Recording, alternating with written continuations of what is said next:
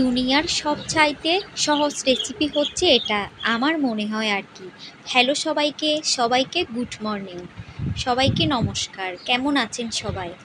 আমরা ভালো আছি মোটামুটি। এই তো সকালে নাস্তা সেরে নিলাম, কেক, পাউরুটি আর হচ্ছে পপকর্ন।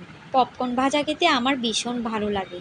তো পপকর্ন ভাজা দিয়ে চা নাস্তা খেয়ে নিয়ে তারপর প্রায় 12টা-1টার দিকে অনুষ্ঠির বাবা বাইরে থেকে নাস্তা নিয়ে আসলো আমাদের জন্য, পেঁয়াজু সমুচা। তো অনুষ্ঠির জন্য সিঙ্গারা এনেছিল, তো এগুলো খেয়ে নিলাম। খাওয়া দাওয়া শেষ করে গাছের মধ্যে 2-3টা মরিচ লাল হয়ে গিয়েছিল। এই মরিচগুলোর অনেক সুগন্ধ, খেতে অনেক ভালো লাগে।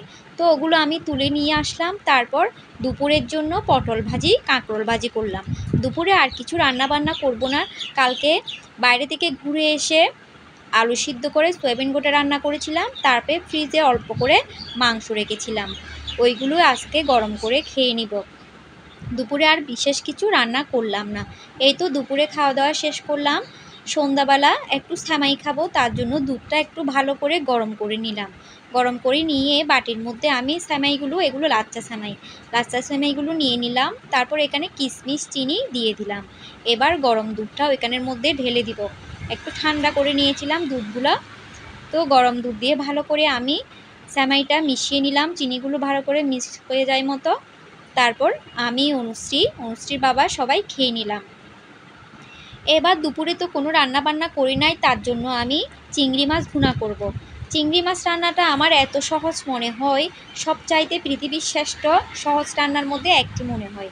কেন জানি না, আমার এটাই মনে হয়। তো আর ঝামেলা জাতীয় কিছু রান্না করলাম না। এই চিংড়ি মাছটায় আমি পেঁয়াজ কুচি ভালো করে স্বাদ মতো লবণ দিয়ে ভেজে নিয়ে চিংড়ি মাছগুলো দিয়ে দিলাম। চিংড়ি মাছগুলো হালকা ভেজে নিয়ে এখানে আমি 1 চা চামচ হলুদ গুঁড়া, 1 চা চামচ মরিচের গুঁড়া দিয়ে দিলাম। তারপর একটা কাঁচা মরিচ দিলাম আর একটা সবজি মশলা দিয়ে দিলাম। তো সব কিছু ভালো করে আমি কষিয়ে নিলাম একটু করে জল দিয়ে। তো আজকে তরকারিটা আমি ভুনা করব না, একটু ঝোল ঝোল টাইপের করব, কারণ আর কোনো কিছু তরকারি রান্না করি নাই, তার জন্য একটু ঝোল টাইপের করব।